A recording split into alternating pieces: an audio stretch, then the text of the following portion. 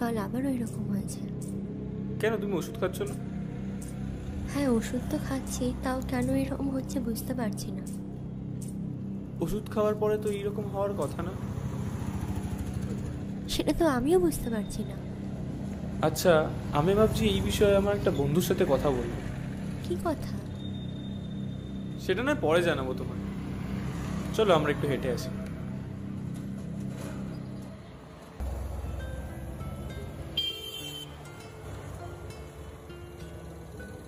আচ্ছা, তোমায় তো নাকি রোজ রাতে ভূতে ধরে, তা এইরকম হবে না তো যে তোমায় ভূতে ধরলো আর তুমি আমায় ছুরি মেরে দিলে?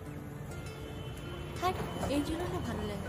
আর আমি তো জাস্ট ইয়ার্কি মারছিলাম বাবা, আর এটা সত্যি হলেও বা আমি তখন ঠিক না। চলো না কোথাও ঘুরে আসি, আমার কিছু ভালো লাগছে না।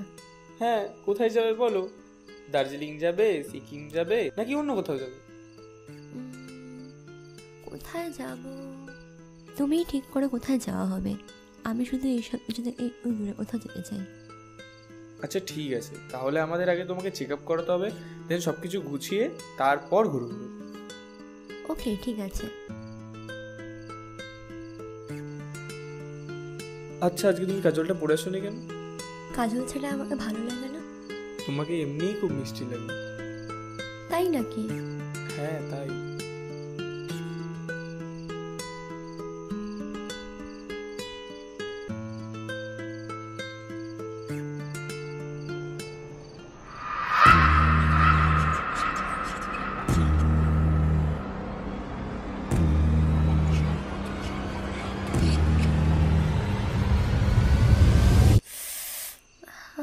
কি হয়েছে? কি হয়েছে সেটা বলো। দেখি দেখি দেখি, আমি দেখি।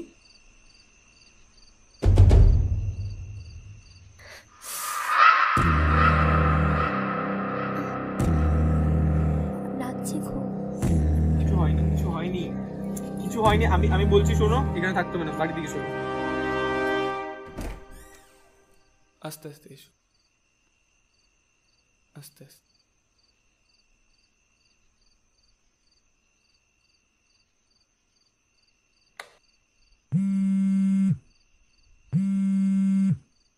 আচ্ছা, বাবা ফোন করেছে, একটু দাঁড়াও, আমি কথা বলে আসছি।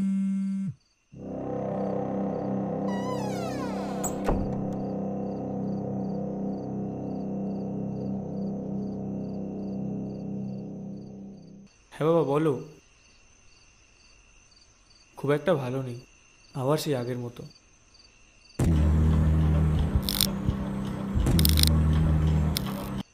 হ্যাঁ, আমি ওকে এখন বাড়িতে দিয়ে এসেছি। আমি কালকে ভাবছি ওকে আবার ডাক্তারখানা নিয়ে যাবো।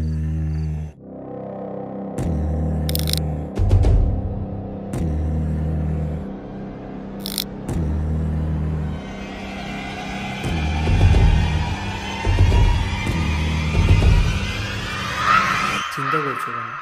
আমি যা শিখেছি পুরোটাই তোমার কাছ থেকে শিখেছি। আর আমার ওপর ভরসা না রাখলে অন্তত নিজের শিক্ষার ওপর ভরসা রাখো। চিন্তা করো না, কিচ্ছু হবে না।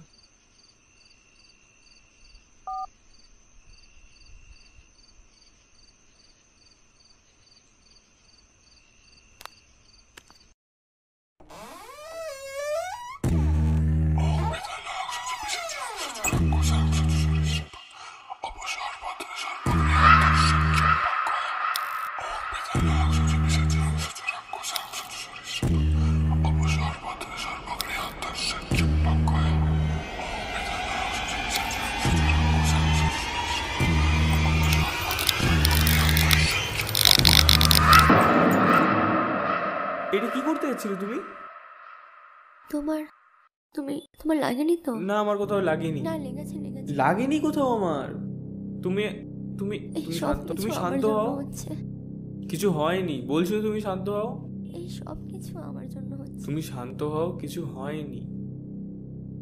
তোমাকে এত চিন্তা করতে হবে না। এই সব আমি ডক্টরকে বলে দিচ্ছি, ডক্টর কালকে বাড়ি চলে আসবে। এত চিন্তা করো না।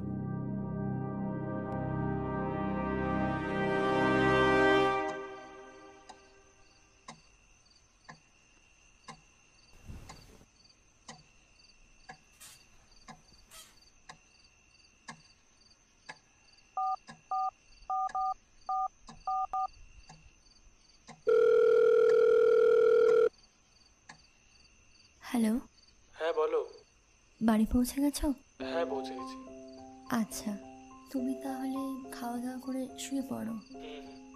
আমার শরীরটা ভালো লাগছে না আজ, আমি ঘুমিয়ে পড়ছি। আচ্ছা ঠিক আছে, তুমি বেশি স্ট্রেস নিও না, আমি তো আছি, সব ঠিক হয়ে যাবে, তুমি ঘুমিয়ে পড়ো। ঠিক আছে, রাখছি তাহলে।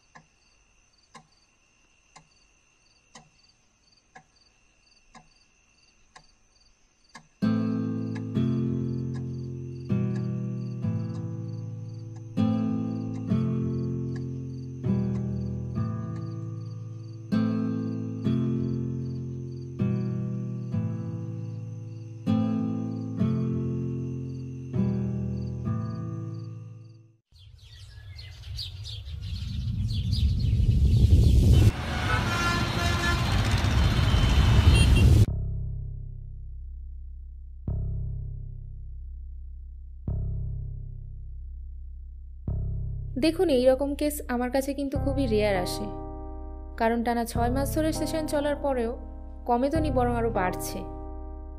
আপনারা চাইলে আমি চেক আপ আরও চালিয়ে যেতেই পারি, তবে লাভের লাভ কিছু হবে বলে আমার মনে হয় না, কারণ দিনকে দিন পেশেন্টের অবস্থা আরও গুরুতর হচ্ছে।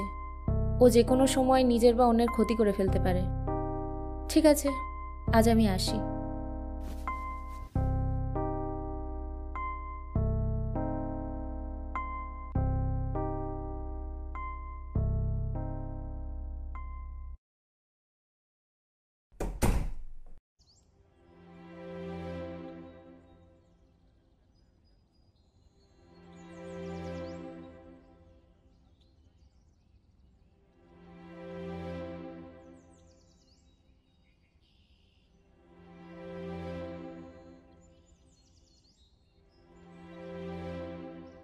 কি হবে এবার? দেখো, তুমি আমাকে কতটা বিশ্বাস করো আমি জানি না, তবে আমার কাছে এছাড়ার কোনো উপায় নেই। কি উপায়? আমার একটা বন্ধু আছে যে সব প্যারানর্মাল অ্যাক্টিভিটিস নিয়ে পড়াশোনা করেছে, আর এই বিষয়ে আমার ওর সাথে কথাও হয়েছে। ও আমাকে সলিউশনও জানিয়েছে, কিন্তু তুমি বিশ্বাস করবে কিনা সেটা ভেবেই আমি তোমাকে জানাইনি। এটাই যখন আমার ঠিক হওয়ার একমাত্র রাস্তা, তখন বিশ্বাস করা ছাড়া আর কোনো উপায় নেই। তুমি সুস্থ হবেই। আর ওর কথা অনুযায়ী তোমাকে দক্ষিণ পাড়ার জঙ্গলে যেতে হবে, আর ওখানেই করবে ও যজ্ঞের আয়োজন। আর ওই জায়গাটা যথেষ্ট পবিত্র জায়গা, ওখানে যে কোনো যজ্ঞ করলে তার ফলপ্রাপ্তি হয়। সেটা তো অনেকটাই দূর, আমি একা যাব? কেন, আমি যাবো তোমার সাথে। তোমার এরকম শরীর অবস্থায় আমি কিছুতেই ছাড়বো না তোমাকে একা। আমি আর সময় নষ্ট করতে চাই না, আজই চলো। তোমার যে শরীরের অবস্থা, দু একদিন পরে যেতাম না? না, আজই। ঠিক আছে।